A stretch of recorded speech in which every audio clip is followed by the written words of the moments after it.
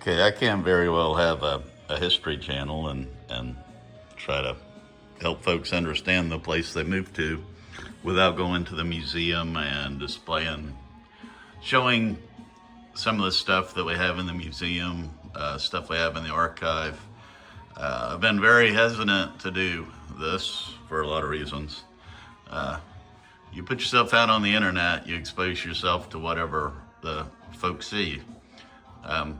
Thieves might see cool stuff. Folks on the internet that are looking for something wrong with everything you say, and there's a lot of those, will wonder where this stuff came from, when I found it, and was it illegal? The answer to that is, it depends. I've created a clip of a story, and we did it many months ago. It's the first one we did. I've never released it. But it tells me of me talking to the game warden in a compromised position. And it's kind of funny now, all these years later. And without watching it, I don't remember what I told him that. But the game warden caught me on the St. Johns River, and I had some pretty grand Indian points they were shoved up the sleeve of my wetsuit, which was pre-planned. If I got stopped, he had to get me out of the wetsuit to find out. That's some really good points. As that story went, he was a very interesting guy, and I stopped and spoke with him about the history of the St. Johns River for a long time. So long, in fact, that I was roasting in my wetsuit and in a serious crisis situation. I was about to have a heat stroke when he got a call and went away. I was a young man then. The rest of that story is, after doing a lot of stuff like that, I saw a lot of sites in Florida that have been destroyed by looters, figured out that it was a problem, and I went on to take college-level archaeology classes, met the professor. He's still around. I interact with them, but my interaction with both archaeologists and looters has been mixed. I'll delve into that later. Anyway, here's some of the stuff out of the museum. Now, I need to explain a little bit. I want folks that want to go out and dig up cool stuff out in the woods, or historic sites, or metal detect. Metal detect's a big thing now. I don't tell people anything about where stuff is for a reason. I know where all of these came from, except for the jugs. I did not dig those. This came from an island on the Homosassa River, which I was caretaker of the island. It was private property, and as did this. This came from the same island. I was caretaker of the island, and this came from the same place. So I was allowed to be there. I'll tell a lot more about that island. Very historic island. And so these came from the island on the Withlacoochee River. We are now literally trying to introduce the idea of the state purchasing Port Inglis. These all came from Port Inglis. These are various types of case gin bottles. I stacked them there so you can understand why they're called a case gin. They were stacked like this in the case. Actually, I have some cases over here. That's how they were shipped. They're all imported. These are all from the Port Inglis area. Now, I don't know if it was on federal land across in the marsh on the island itself. As a young man, I would go there camp and dig up old bottles. As it is now, a business associate of mine that's been very helpful to me now owns that island. You know, things change over time. I was just a kid spending my time camping on an island digging up cool stuff. Now, as an old guy, I know the guy that owns the island and have contacts within state government to encourage them to purchase it. This is actually from the island on the Homosassa River. David Yulee Levy. You'll know him because he's got a county named after him. He was one of the two first state senators when Florida was incorporated into the Union. He was the first Jewish state senator, U.S. senator for the nation. He's also part of the Confederate cabinet.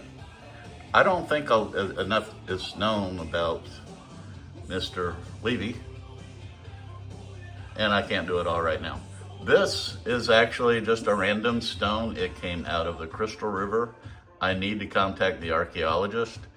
This is the same stone that the cobblestone streets of Savannah is made out of. It's a ballast stone from Europe. It was in Crystal River at the same site as this Gary New and Strengthening Bitters. Very fancy house there now.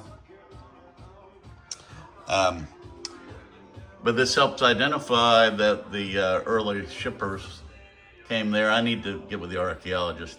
The importance of these artifacts is knowing the history, where they came from. I can tell within 10 feet. I could go right now and tell within 10 feet where this came from. Same with that, within a small number of feet. These are also Dunnellon soda bottles that came from Port Inglis. That's helpful in, that may be state property within my lifetime.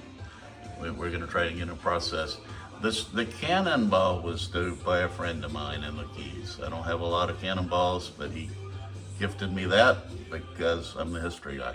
This is something that about how things were done. In fact, I don't know, I've never thought this through. That could have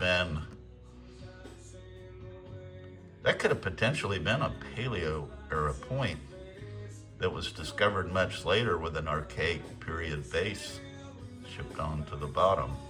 That's unknowable. Perhaps a professional could sort that out. But anyway, these all, I'll speak more about the looting versus archaeologists versus leaving artifacts in context. None of the stuff in my museum is in context, but I can help put it back in because I know where it came from. And like, for instance, when and if this becomes state property, I will be part of the process because we're working on it. And we can repatriate these or at least identify where they came from. And we've done a lot of the work on that. This right here, I just picked, this is actually from the boomtown Dunnellon. The folks don't realize that the drugs were distributed freely in the day. And I don't know if that was opium or morphine, but this is a drug bottle from back in the day. Opium wasn't discovered recently. It was discovered a long time ago. And it was only until, I don't remember now, 06, 08, 1910, somewhere around there that we began developing drug laws of any type. So anyway, I might have got that wrong. I'm working from memory. See, I'll maybe cut that out so I don't have people attack me later or for getting my finger in the frame or whatever. But anyway, this is a museum. The importance is knowing the context of where these came from. That actually came from the island on Crystal River where my children went to school. That came from a place I'm not going to say, but the archaeologists know of it. The cannonball somebody else discovered, and so it's just this chunk of metal on my, cool looking chunk of metal on my mantle because we don't know the context. That island right there, I think they call it Dreamcatcher Island. I can tell folks where that came from because tourists go there and spend a lot of money to stay. It's still private, but unfortunately a different owner. Well, anyway, that's the museum, and that's kind of my story about how important it is to leave artifacts in context. I'm kind of a hypocrite, but when I discovered this when I was 22 years old, I didn't know what I know now. So maybe I can help somebody that's 22 out metal detecting sites of archaeologists that haven't found yet. Can kind of help to understand the importance of the stuff, historical items left in context. That's how we understand it. Once you bring it home, It's just a piece of bone or an old bottle.